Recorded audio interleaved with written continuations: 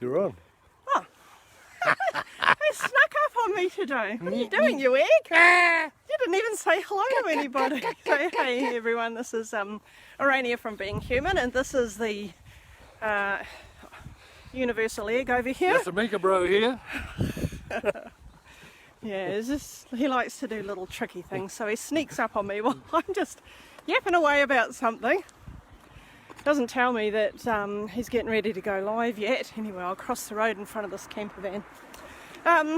Yeah, just what I was just talking to him about is like 4 degrees of tiredness. It's like, you know, you can experience tiredness in different ways, depending on what it is you've been doing. But what I've been thinking about today is how you've actually got tiredness on different levels of your being.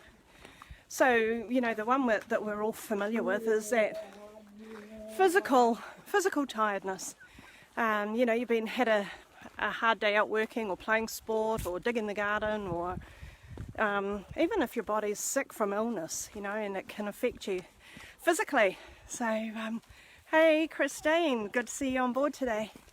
So that kind of tiredness that comes from your physical third-dimensional body, just when it's overtaxed. Another aspect coming from the emotional mind, when you're tired of the drama, you know, there's chaos all around you. Chaos all around. He's in a really good mood today. It'll be interesting. Yeah, so there's a lot of emotional stuff that you're going through. Grief can do this to you. Sadness, so can excitement and overwhelm and joy. A lot of that kind of thing all at once can emotionally wear you out. So that's another level of tiredness. The next one, and I'm not putting them in any kind of order because I don't know if there's an order to it or not, but looking next at the mental, which like the emotional comes out of that 4th dimensional subconscious mind. Mental tiredness. Now you'll have experienced this if you've been busy on an idea, thinking, working in your head, doing somebody's taxes, which is one of our clients is at the moment, you know, working on a project, conceptual stuff, and that can be mentally exhausting. So another level of tiredness. And then the other one that I was thinking about, coming more out of that subconscious realm, but also possibly up into that soul realm, where you are doing a lot of work with your awareness, your enlightenment, your pattern clearing, just soul messages. Like I've had probably a week and a half now of just dreams, transmissions, messages. I remember weeks ago we did a series on dream interpretation. And I think Yasa put up a video post, I think, didn't you? Something around dreams and messages and how we get those transmissions. You know, it's basically your soul talking to you about where you're going next, what you're doing, new information so that you can forge your pathway on that golden soul journey. Oops, I'm ending up in the bushes again. So that also is tiring, and we always say to our clients after we've just done a big clearing session with them, you know, if you feel a bit tired after this, you know, that's to be expected. Basically, you've taken out a small karmic pattern, which, you know, in its impact might be huge, but now what numbers do you put on the karmic? 144 or something? 108, okay. So the karmic pattern's like 108 watts of energy. And when we put the eternal flame clearing into there, it's like 144,000 watts of illumination. Yeah, man. And that on its own, you know, as your mind is integrating all of this new information, that can be really tiring. Well, I've probably done about 8 clearings, I think, 9, 10 maybe, in the last couple of days. So I'm feeling that kind of tiredness at the moment. But that's what I was talking to Yasa about, you know, just before we came on, those different degrees of tiredness. So if you do feel tired, just have a look at what you've been doing and see if you can categorize it into maybe one or more of those areas and you get a better understanding of what's been going on in your mind. So anyway, over to Yasa. I'm sure he's got something to say to you today. Yeah. I feel like being more of a clown than anything. Good afternoon, trendsetters. Mr. Mickey here. I'll just follow on a wee bit from where Araenia left off. When we do a clearing, you take out the karmic patterning, which actually is a slow one. It's fourth dimensional.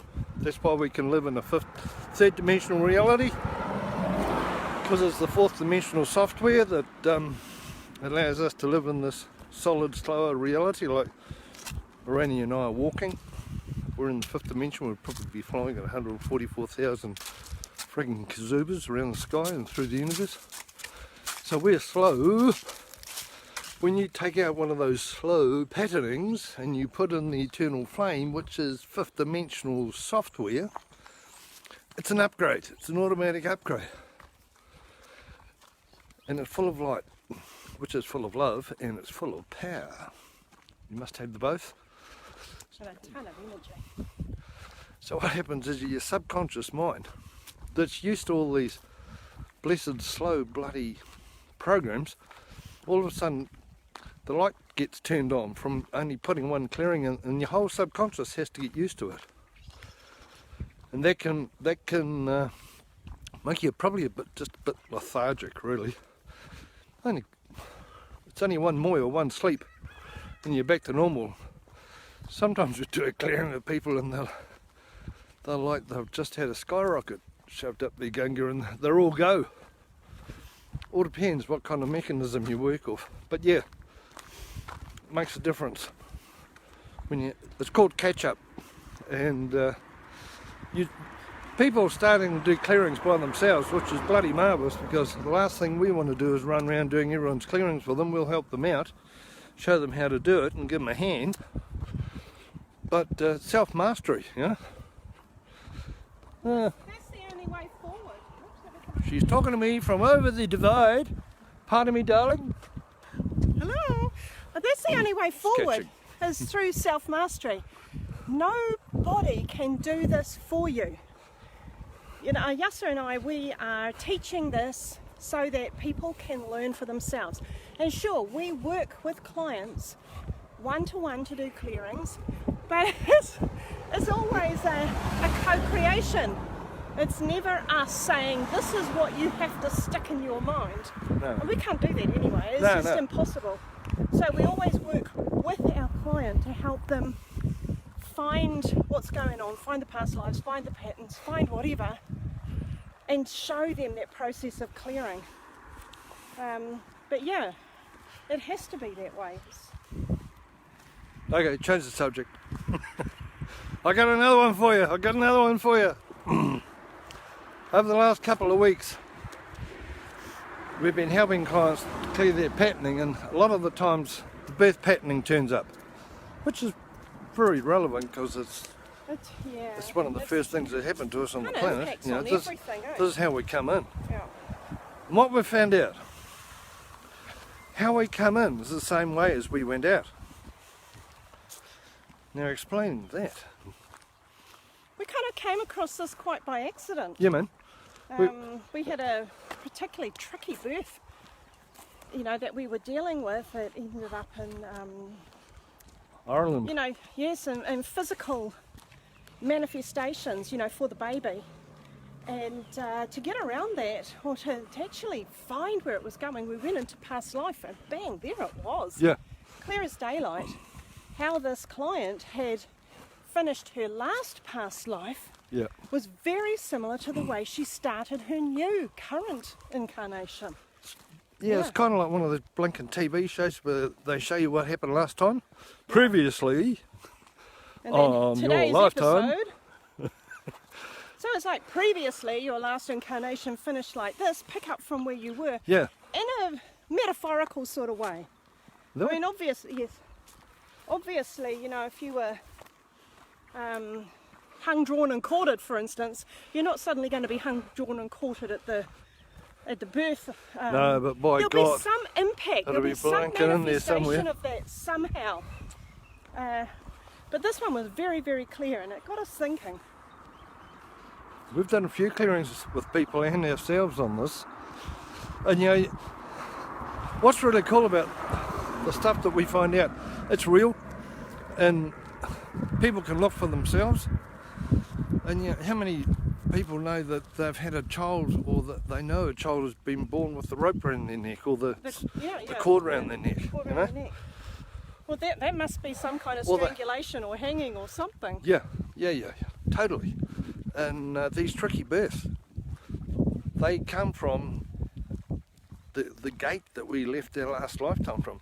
It's good to have a look at, really good. And actually, we had a friend that Yas was just talking to earlier, saying that each one of her children had a different kind of birth. Yeah. And so, well, I wonder why that is. You know, I'm the same mum, and surely, you know, you'd think the births would be similar. But no, every single one of them was different, and this goes back to how that particular soul went out from its last incarnation. Actually, that's a good point. I just got an instantaneous memory. One of my grandchildren has trouble with water. In fact, he pretty closely detests water. Now, at his birth, he's a twin, and he came out with everything wrapped around him. And they weren't too sure what to do here, because not only did he have his umbilical cord wrapped around, but he also had his the twins. Yeah, the twins wrapped around him. So, and he hates water. And you know, something like that makes you wonder, if he hates water and he comes out all wrapped up, perhaps he died wrapped up in a fishing net or something like that. Yeah, or else one of those kind of mob, you know, yeah, wrap or them rope up or in whatever. something and, yeah. So that's what you kind of look Right. at. And that's, you know, I've never thought about that before, but No. that's what's so cool about this shit, because you can frickin' have a look at it and You go, look at- how does that work? You look at what's happening here and now, or in this lifetime, and think, well, why? Why is it this? Yeah, From a soul level, or a karmic subconscious mind program level, why would I manifest this? Why would I want to? What does it show me? And that's all you need to do when you're looking at clearing your own stuff, is basically look at what's happening and say, what is this showing me? What patterns do I see in here? You know, what information message could there be for me to find out about in this pattern or in this situation? Huh. You know, are you finished with that? Because I just like to... give it a stink. Yeah. You know, there's everything we do, and hey, I'd just like to say hello to Area and... oh, it is, and it's Christine's the other one. So, hey guys, everything that we do, anything that we create, we go through a process. So the first part of it is where we generate an idea. So we've got the thought about something that we want to do. Then we go through the next second process of organising that so that it's something that we can actually bring into manifestation. Hi there. And then the final part of it is where you complete. And I'll hand over to Yasa in a minute to tell you more about that completion stage. But each one of those is really critical. If you struggle to get ideas in the first place, then you've got blocks on that generation part of it. And you've heard us talk about the Ouroboros before. The Ouroboros part of generating is right at the very beginning. It's in that first quarter. Then the second part, organising.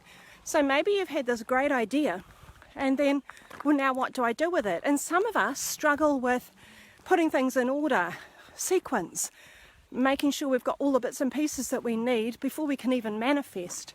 So that's that second aspect. And the third one, which I think's reasonably common, and I know I have this program, and so does Yasa. Gosh. That's the completion, also known as the destroy aspect, and he'll tell you about that. You get something to so close, 80, 90, 95% completed, and you stop. The butt falls out. You know, everything just comes to a screeching halt. You leave that project, stuff it away in a drawer, and you never actually finally birth that thing and make the most out of it. So You're a that's cesarean. there's something else we were looking at. It's been a busy day of thinking and pattern checking today. Here, I'll give you to Yasa, and he'll tell you about that destroying aspect. soul works in trinities. The soul works in trinities. The subconscious mind copies the soul. It's a duplication. The sub only knows how to duplicate, and it duplicates our soul or Holy Spirit. Same friggin' thing. Anyway, the soul works in trinities, so the subconscious goes, far out, that's a good idea. I think I'll work in trinities myself. And there's a trinity called G.O.D. And it's generator, organizer and destroyer. The generator is the one who has the bright ideas, the one who gets things started, thinks far out, I can do this, we can do that. And generators normally start off with a hiss and a roar. And yeah, they're the generator. They're the first trimester of every aspect of the Ouroboros. For those who are in the know about the Ouroboros. After that, there's an organiser. The organiser part of us comes in and starts organising what we've generated, putting our ideas together, putting down plans, and puts a structure to it. And that's the organiser. Now, there's another part of us that I know of is the destroyer, and you may prefer to call it a completer. The destroyer is where you finish what you've started. You finish and you complete what you generated, what you organised, and out pops the end product. And that means it's destroyed, it's over, finished, time to move on. And that's 9 o'clock on the Ouroboros. And what happens is that when you get this pattern, and this pattern comes from gestation, depending on how your gestation was, that creates a rhythm for every blessed thing that you ever tried to do for yourself, because gestation is for you. If you had a really good generation and you were wanted and it was fantastic and the energy was up, you'll have a good generation matrix. If you have a good middle, second trimester where everything came together, the plan's looking good, mum and dad are happy, you'll be good in organising and in the centre of everything. With the destroyer or the completion matrix, if you had a good completion of your birth, you came out well and everything went well according to yourself, you'll be strong and destroyer. The trick of this friggin' thing, no one is strong in all three. Usually get someone strong in one of them, maybe they might be strong in two, but they're never ever strong in the other one. So that means you'll end up with people who are really good at starting things, and they're really good. They're like, let's do this and we can do that and fire out. This is a fantastic idea. This is going to work. You know, people are going to like that. Then you're going to manifest an organiser who's going to jump in on other people's ideas and try and make structure out of it, try and do something with it, probably take it over, change the ideas how they want them done, plan everything. And they could actually leave the scene and leave the job half done or 2/3 done. That'll really upset the generator, by the way. And then you get people who just go around finishing everything for everyone. And they are the destroyers or the completers. They'll finish people's conversations. They'll come in and finish the dishes. They'll come in and finish the thing that you started. They'll even push you away so they can finish it. And usually, just between you and I, it's the destroyers or the completers that make the money, because it's the end product. They actually is the sign on the dotted line. And, you know, this is where you get someone, let's say a real estate agent or someone who's in sales, who does all the hard work, generates the customer organises it, yep. The completer comes along and says, great, I'll take over from here. Write their name on the dotted line and they get the commission. Yeah. So just think about that one. Tick on that in the back of your head or wherever you think. G.O.D. Generator, Organiser, Destroyer. If you want to turn the destroyer into completer, that's fine. It's number 9 on the Ouroboros. And handing over to the Araenia. You know, when Yasa first talk to me about this destroyer. And that really kind of got my back up, and I had all kinds of objections to that because I thought, well, you know, if I just want to finish something, I don't want to destroy it. And what I've learnt since then is that destroy is just another way of explaining completion. Restore. There can be, restore, he says, there can be positive destroying as well as negative. So, you know, in our everyday English language, we think that to destroy something means to wreck it, blow it apart, make it useless. But there's actually another meaning for it, where it just means that you bring things totally to the end, you wrap up all the loose ends, and you finish it. So it's that completion phase. So I'm not so... it doesn't get my back up so much, Shiva's you know, every time I hear it. Everyone. Yeah. Shiva's the great destroyer. I did ask him to explain it to you, and he's yelling about it at me. So, hey Alan, good to see you on. I'm just going to pass over to Yasa. He's going to finish off. Is he had a shave yet? Okay. That's the guy from that movie that you're on. Yeah, man. Hey, Alan, we're going to be on the blinking doodah on Sunday. Hey, Luminaries? Yeah. I think it is on Sunday, I think. TV1. It probably won't be this week because I got a think big- Yasa's at the got a- end of it Got a somewhere. big thing with you and I, that thing. Yeah. But yeah, if you get a chance to have a look at that series, that would be quite cool because you might just spot Yasa in See there the old ball head in somewhere. the last episode. Anyway, I'm handing over him to tell you about Shiva, and then we'll be Shiva. signing off today. Oh, yeah, There you go. Yeah, this destroyer thing, you know, it's just like going to the beach. Have the idea, go to the beach, organise it, go down there, have a hoot. All you leave, you destroy everything you've created, and all you leave is the Clean footprints. it up. Yeah. You restore it, take it back. Go out to your garden. Your garden will have no growth unless there's compost. Compost is the destruction of the material. We need destruction. Destruction creates change. When we die, physically die, that's our life destroyed. But the inside of us moves on. And yeah, just have a tick on it, G.O.D. The more you know these blinking trinities, the more you'll actually understand how the hell things work, because that's how the subconscious works. That's the trick. To clear your stuff, you have to learn how the sub thinks. And when you know how the blinking sub thinks, and you know, we're always learning, the more and more you understand what the hell you're doing on the third dimension. Because you go far out. I'm one of those guys that had a bright idea, but I can never complete it for myself. I can go down the road and work for some other so-and-so and complete for them, but I can never complete for myself.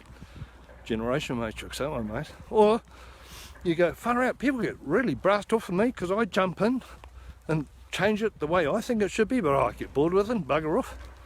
It's an organising matrix. People are going to get miffed with you, mate.